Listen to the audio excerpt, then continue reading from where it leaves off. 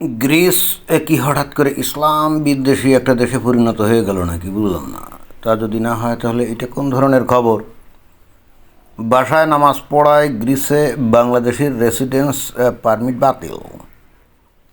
অর্থাৎ বাংলাদেশের এক লোক যে নাকি গ্রিসে গেছিল এবং অবশ্যই বৈধ উপায়ে তো যায় নাই। গ্রিসে তো বিগত কয়েক দশক ধরে বাংলাদেশ থেকে অনেক লোকজন যায়, এরা কেউ বৈধ উপায়ে যায় অন্তত এটা বিশ্বাস করার কোনো কারণ নেই।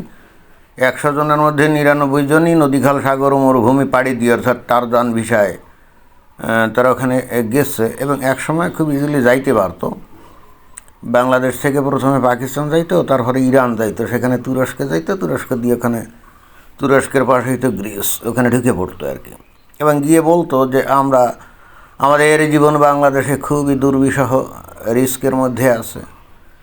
আর গ্রিস তো একটা ইউরোপীয় ইউনিয়নের দেশ, মানবাধিকারের দেশ, তাই না? তারা চিন্তা করতে হতে পারে, তো তারা তখন এদেরকে আশ্রয় প্রশ্রয় দিত। এটাই কিন্তু দীর্ঘদিন ধরে ছিল এবং বাংলাদেশের লোকজন ঠিক এই সুযোগটা গ্রহণ করে পৃথিবীর বিভিন্ন দেশে কিন্তু তারা চলে গেছে। গ্রিসই খেলে যায় নাই, এই ইউরোপীয় ইউনিয়নের বিভিন্ন দেশে গেছে, ইংল্যান্ডে গেছে, আমেরিকাতে গেছে, কানাডা, অস্ট্রেলিয়া, কত দেশে গেছে, তাই না? গিয়ে প্রত্যেকে কিন্তু এই যে মিথ্যা কাহিনী বলতো, তাদের কারোরই জীবন বাংলাদেশে মনে করেন যে আশঙ্কাজনক ছিল না, কেউ তাদেরকে হুমকি ধামকিও দেয় নাই, কমপ্লিটলি বোগাস কথা, বরং তারাই মানুষদেরকে হুমকি ধামকি দিত, তাই না? কিন্তু এখন প্রকৃতপক্ষে এদের জীবনকে কেউ হুমকি ধামকি দিচ্ছে কিনা এইটা তো গ্রিসের যে কোর্ট বা কানাডার কোর্ট বা আমেরিকার কোর্ট এটা প্রমাণ করবে কী করে? প্রমাণ করার কোনো কায়দা কানুন আছে? আর এই সমস্ত দেশে ওই যে বাংলাদেশি উকিল আছে, তারা যাবতীয় পেপার সব ভুয়া বানায়, কারণ বাংলাদেশি অরিজিনেটেড না, রক্ত অস্থিমজ্জাই তো দুর্নীতি, তাই না? আকাম কুকাম, ভালো কামে তো এদের কোথাও খুঁজে পাওয়া যাবে না। তো যাই হোক, এখন যেটা দেখা যাচ্ছে যে গ্রিস একসময় এই সমস্ত লোকজনদেরকে কত আশ্রয় প্রশ্রয় দিত এবং তারা দাবি করতো যে তাদের দেশ হলো গণতান্ত্রিক এবং ফ্রিডম অফ রিলিজিয়ন, যে যার ধর্ম তারা অনুসরণ করতে পারে, সেটাতে কোনো সমস্যা নাই। এবং এই হেতু এই বাংলাদেশের মুমিন মুসলমান তারা পৃথিবীর বিভিন্ন দেশে যেখানেই গেছে সেখানে গিয়ে তারা সর্বপ্রথমে কি করে জানেন? সর্বপ্রথমে তারা মসজিদ খোঁজে, হালাল খাবার খোঁজে। গেছে বাংলাদেশ থেকে নদী সাগর মরুভূমি পাড়ি দিয়ে টারজান ভিসায় গিয়ে ওখানে কিভাবে সে টিকে থাকবে এই চিন্তা প্রথমে আসে না, সে প্রথমেই খোঁজে হালাল খাবার কোথায় আছে, মসজিদ কোথায় আছে। চিন্তা করে দেখেন। তো যাই হোক, এখন এই গ্রিস দীর্ঘদিন ধরে মুসলমানদের এই আচরণগুলো নিয়ে তেমন কিছু করতো না। এবং আসলে ওই খালি গ্রিসের কথা বলি কেন, এই কানাডাতেও দেখা যায় যেগুলো নিয়ে তাদের কোনো মাথা ব্যথা নাই, আমেরিকাতেও মাথা ব্যথা নাই। এখন এইভাবে কিন্তু আস্তে আস্তে আস্তে আস্তে এই পশ্চিমা দেশগুলোর মধ্যে এই মুসলমানরা গিয়ে পৃথিবীর বিভিন্ন দেশ থেকে গিয়ে তারা কিন্তু ঘেঁটো তৈরি করছে, মসজিদ বানিয়েছে, মাদ্রাসা বানিয়েছে, হালাল খাবার বানিয়েছে এবং অদ্ভুত একটা আচরণ করেছে। যে দেশে থাকে ওই দেশেরই খায়, ওই দেশেরই পরে, ওই দেশেরই ভাতা নেয়, আবার ওই দেশের সমাজকে ঘৃণা করে, ওই দেশের সমাজকে ধ্বংস করার জন্যে তারা নানা রকম ষড়যন্ত্র করে এবং আল্লাহর কাছে বলে, হে আল্লাহ, তুমি এই ইহুদি নাসারা কাফেরদের ধ্বংস করে দাও। তো দীর্ঘদিন ধরে পশ্চিমা দেশগুলোর লোকজন কিন্তু এটা বুঝতো না। এখন হঠাৎ করে কী কারণে বোঝা শুরু করলো সেটাও তো বুঝছি না, কিন্তু বুঝতে যে পারছে সেটা তাদের আচার আচরণ থেকে আমরা টের পাচ্ছি। যেমন এই যে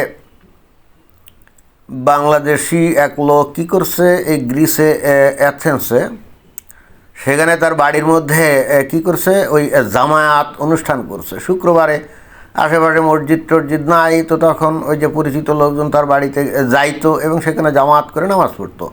এখন গ্রিসের পুলিশ সেটা তো টের পেয়ে গেছে। এখন এই যে কিছু লোক যে শুক্রবারে জামাতে নামাজ পড়তো না, এটাকেই তারা ক্রিমিনাল অফেন্স হিসাবে গণ্য করছে, অর্থাৎ এটাকে তারা মারাত্মক অপরাধ হিসাবে গণ্য করছে।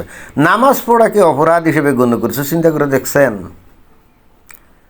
করে দেখছেন যে নামাজ পড়ছে আল্লাহর কাছে, অবশ্য আল্লাহর কাছে, আবার এদের ধ্বংসই কামনা করছিল, কারণ ওই যে নামাজের একেবারে সূরা ফাতিহা যেটা অবশ্যম্ভাবীভাবে পড়তে হয়, আবশ্যকীয়ভাবে, সেখানে তো ওই যে ইহুদি নাসারা কাফেরদের ধ্বংস করে দেওয়ার জন্য আল্লাহর কাছে ফরিয়াদ করা হয়।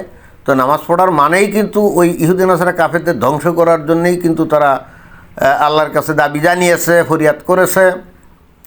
এখন পশ্চিমা দেশের লোকজনগুলো কি কোরআন হাদিস পড়ে এই বিতর্কগুলো জেনে ফেলছে কিনা কে জানে। এখন তারা বলছে যে এই তোরা আমাদের দেশে আসছিস, আমরা আশ্রয় দিলাম, প্রশ্রয় দিলাম, থাকতে দিলাম, খাইতে দিলাম, আমাদের যাবতীয় সুযোগ সুবিধা দিলাম, তোরা এখন ভালো আছিস, আর এখন আমাদের ধ্বংস করার জন্য তোরা আল্লাহর কাছে ফরিয়াদ করস। তা ঠিক আছে, এই সূত্রে এরা কিন্তু এই নামাজ পড়াটাকে ক্রিমিনাল অফেন্স বলে কিন্তু করতেই পারে, গণ্য করতেই পারে। যেমন ভারতের কোনো লোক যদি বাংলাদেশে আশ্রয় পায় ধরেন, এবং বাংলাদেশের সব সুযোগ সুবিধা গ্রহণ করে ভালো জীবনযাপন করে যদি বাংলাদেশেরই ধ্বংস কামনা করে, তাহলে এটা কি ক্রিমিনাল অফেন্স না?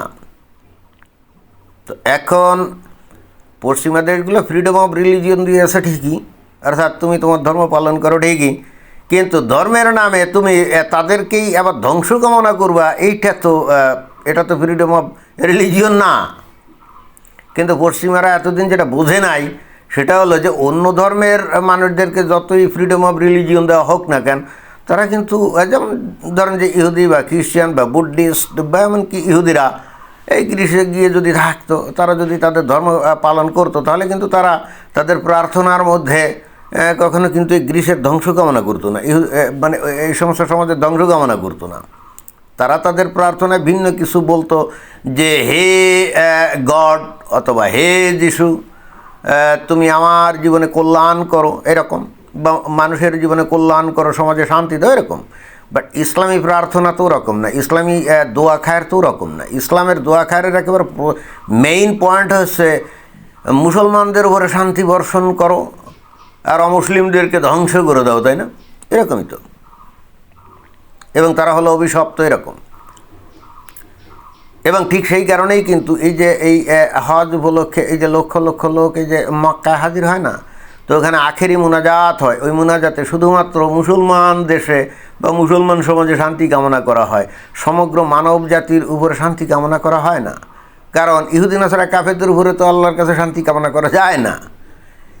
অত দূর যাই কেন, বাংলাদেশে এই যে টঙ্গীতে বিশ্ব ইজতেমা হয়, ওখানেও কিন্তু আখেরি মুনাজাত হয়। আজ পর্যন্ত কিন্তু কোনো দিন তারা ওই অমুসলিমদের উপরে শান্তি বর্ষিত হোক, এটা কিন্তু তারা কখনো বলে নাই। এটা নিয়ে তাদেরকে নানা রকম জিজ্ঞেস করা হলেও দেখা যায় নানা কায়দা তারা এড়িয়ে যায় বিষয়টা। তো যাই হোক, এখন এই গ্রিসের কর্তৃপক্ষ বিষয়টা কেমন হয় সিরিয়াসলি নিয়েছে, এবং তারা বলছে যে তোমরা ফ্রিডম অফ রিলিজিয়নের নামে তোমরা তোমার ইসলাম ধর্ম পালন করবা, বাট আমাদের ধ্বংস কামনা করবা, এইটা তো মেনে নেওয়া যায় না।